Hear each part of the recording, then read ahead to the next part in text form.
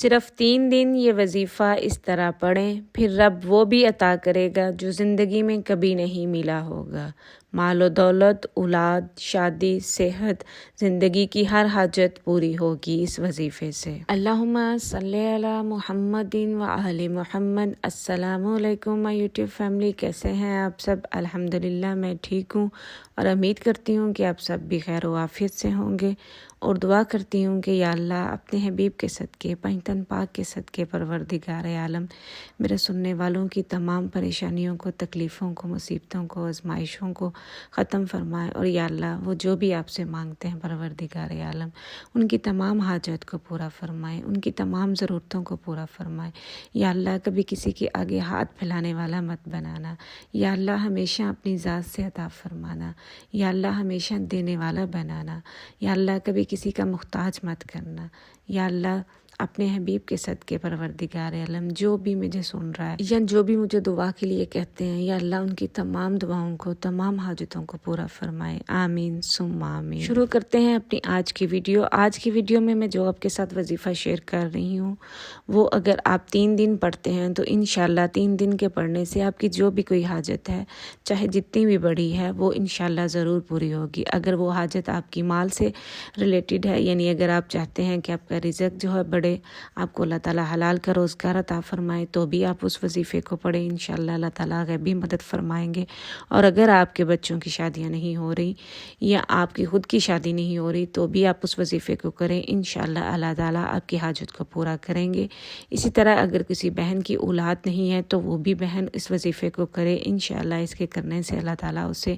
نیک اور اچھی صالحہ اولاد عطا فرمائیں گے۔ اسی طرح اگر کوئی بہن بیمار ہے یا کوئی بھائی بیمار ہے، وہ چاہتے ہیں اپنی بیماری سے چھٹکارا پانا چاہتے ہیں، تو وہ بھی اس وظیفے کو کریں، انشاءاللہ اللہ تعالیٰ انہیں صحت عطا فرمائیں گے۔ یعنی آپ اس کو اپنی ہر حاجت کے لیے کر سکتے ہیں، چاہے وہ چھوٹی ہے، بڑی ہے، کسی بھی قسم کی کوئی بھی حاجت ہے، آپ اس کو پورا کروانے کے لیے یہ پڑھ سکتے ہیں۔ وظیفہ بتانے سے پہلے میں آپ کے ساتھ شیئر کرتی ہوں کہ یہ وظیفہ مجھے ملا کہاں سے ہے۔ جیسا کہ میں نے آپ سب کے ساتھ شیئر کیا ہوا ہے کہ الحمدللہ میں نے عمرہ کیا ہوا ہے، تو میں عمرے پہ گئی ہوئی تھی اپنے پیرنٹس کے ساتھ، اور مسجد نبی میں ہم بیٹھے ہوئے تھے، اور میں وہاں پہ بیٹھی، کچھ پریشانی تھی مجھے اور کافی سخت پریشانی تھی، اور مجھے سمجھ نہیں تھی آ رہی کہ میں کیا کروں نا۔ تو اس وقت میں وہاں پہ بیٹھی مسجد نبی میں رو کے تو اللہ تعالیٰ سے دعا کر رہی تھی، اور نبی پاک صلی اللہ علیہ وسلم کو اپنی پریشانی بتا رہی تھی کہ یا رسول اللہ میرا یہ مسئلہ ہے، تو مجھے سمجھ نہیں آ رہی میں کیا کروں اور کیسے اس مسئلے کو حل کروں۔ تو وہاں پہ بیٹھی میں ایک دن بھی ایسے ہی باتیں کرتی رہی ایسے ہی، اور دوسرے دن بھی، پھر ایک دن ایسا ہوا کہ میں وہاں پہ بیٹھی پریشان تھی اور رو رہی تھی، تو ایک بہن میرے پاس آئی، وہ مجھے کہتی ہیں بیٹا کہ آپ کیوں پریشان ہیں، آپ اتنا رو رہی ہیں، اگر آپ کے کوئی مسئلہ ہے یا کوئی پریشانی ہے تو آپ میرے ساتھ شیئر کریں، تو ہو سکتا ہے میں آپ کی کسی قسم کی کوئی ہیلپ کر سکوں۔ تو پہلے تو میں حیران ہوئی کہ یہ میرے ساتھ ایسے کیوں پوچھ رہی ہیں، پھر ظاہری بات ہے میرے لیے وہ اجنبی تھیں اور میں انہیں اپنی پریشانی بتا بھی نہیں سکتی تھی،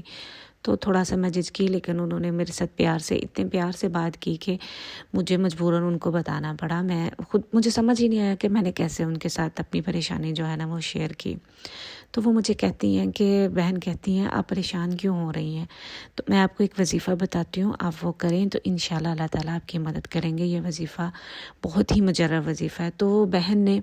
مجھے وظیفہ بتایا اور کہتی ہیں کہ آپ اس کو کریں، 3 دن کریں گے تو انشاءاللہ آپ کی حاجت جو ہے وہ پوری ہو جائے گی۔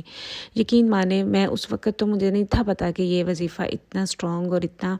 پاورفل ہے کہ میری اس سے حاجت پوری ہو جائے گی، لیکن مجھے اس وقت یہی سمجھ آیا کہ یہ شاید اللہ تعالیٰ کی طرف سے یا نبی پاک صلی اللہ علیہ وسلم کے در پہ میں بیٹھی ہوئی ہوں، اور آج تک کبھی بھی کوئی ان کے در سے خالی نہیں گیا۔ جب بھی کوئی بھی مسجد نبوی میں جا کے جو بھی دعا کرتا ہے تو اللہ تعالیٰ اس کی دعا کو ضرور قبول فرماتے ہیں، اور نبی پاک کے در سے کبھی کوئی خالی نہیں آیا۔ تو میں نے یہ سوچا کہ شاید یہ نبی پاک صلی اللہ علیہ وسلم کی طرف سے کوئی تحفہ ہے میرے لیے، تو میں نے ان بہن کی بات بہت اچھے طریقے سے سنی اور ارادہ کیا کہ میں یہ وظیفہ ضرور کروں گی، بلکہ میں نے اسی دن سے وہ وظیفہ کرنا جو ہے وہ شروع کر دیا، اور الحمدللہ ثم الحمدللہ میں نے ابھی 3 دن پڑھا تھا وظیفہ، اور اس سے میری حاجت جو ہے وہ پوری ہو گئی تھی۔ اب میں آپ کے ساتھ شیئر کرتی ہوں کہ آپ نے پڑھنا کیا ہے۔ آپ نے اول اور آخر درود ابراہیمی کے ساتھ سورہ اخلاص کو 1000 دفعہ پڑھنا ہے۔ آپ دن میں کسی بھی وقت کوئی بھی ایک ٹائم جو ہے اس کو مقرر کر لیں اور جائے نماز کے اوپر بیٹھ کے قبلہ رخ ہو کے آپ نے سورہ اخلاص کو پڑھنا ہے 1000 دفعہ۔ یہ 3 دن کا عمل ہے۔ 3 دن کے عمل کرنے سے انشاءاللہ آپ کی جتنی بھی بڑی کوئی حاجت ہے وہ ضرور پوری ہوگی۔ اب کچھ بہنیں یہاں پہ یہ بھی کہیں گی کہ ہم بہت بزی ہیں، ہم نہیں پڑھ سکتے ایک ہی جگہ پہ بیٹھ کے اور ایک ہی ٹائم میں 3 دن نہیں کر سکتے بہن، لیکن میں یہ کہتی ہوں کہ جب انسان کو کسی بھی قسم کی حاجت ہوتی ہے تو اس کو پورا کرنے کے لیے ہم بہت سی کوششیں کرتے ہیں۔ تو اگر ہم 3 دن اپنا کوئی بھی ٹائم مقرر کر کے اپنا ٹائم نکال لیتے ہیں اپنی مصروفیات میں سے، تو انشاءاللہ اگر آپ اس طرح عمل کرتے ہیں نا، ایک ہی جگہ پہ بیٹھ کے جائے نماز کے اوپر وضو کی حالت میں، تو یقین مانیں آپ کی حاجت ضرور پوری ہوگی۔ میں نے اسی طرح کیا تھا، لیکن اگر کچھ بہنیں اپنی مصروفیت کی وجہ سے ایسا نہیں کر سکتی تو پھر وہ یہ کر لیں، اس کے لیے یہ آپشن ہے کہ آپ پھر سارا دن میں 1000 دفعہ کوشش کریں کہ پڑھنے کی، اور اگر جائے نماز کے اوپر بیٹھ کے بھی نہیں پڑھ سکتے تو پھر وضو کی حالت میں سارا دن کوشش کریں، چلتے پھرتے اٹھتے بیٹھتے 1000 دفعہ جو ہے وہ آپ سورہ اخلاص کو پڑھیں۔ یہ 3 دن آپ یہ عمل کریں، انشاءاللہ 3 دن عمل یہ کرنے سے آپ کی جو بھی حاجت ہوگی وہ ضرور پوری ہوگی۔ دیکھیں سورہ اخلاص میں کیا ہے، اللہ تعالیٰ کی وحدانیت ہے ساری، اور نبی پاک صلی اللہ علیہ وآلہ وسلم کا فرمان ہے کہ جو بھی کوئی 10 دفعہ سورہ اخلاص پڑھے گا نا تو اللہ تعالیٰ اس کو جنت میں ایک محل عطا فرمائیں گے۔ دیکھیں 10 دفعہ پڑھنے کی اتنی فضیلت ہے، تو آپ 1000 دفعہ پڑھیں گے تو یقین مانیں آپ کی وہ حاجت ضرور پوری ہوگی۔ آپ اس کو ایک دفعہ تو ضرور کریں۔ یہ مدینہ میں، جیسے میں نے آپ کو بتایا کہ مدینہ میں مجھے یہ تحفہ ملا تھا، وہ بہن مجھے نہیں پتا کہ میں نہ ان بہن کو جانتی تھی کہ وہ کون ہے کون نہیں، مجھے تو یہی لگتا ہے کہ اللہ تعالیٰ نے انہیں میرے لیے ایک وسیلہ بنا کے بھیجا تھا اور ذریعہ بنایا تھا تاکہ میں وہ وظیفہ کروں اور اللہ تعالیٰ میری اس حاجت کو پورا کریں۔ اور مجھے نبی پاک صلی اللہ علیہ وسلم کا وہ ایک تحفہ ہی لگی تھی کہ جنہوں نے آ کے مجھے اتنا اچھا وظیفہ بتایا اور اس کی وجہ سے میری حاجت جو ہے وہ پوری ہوئی۔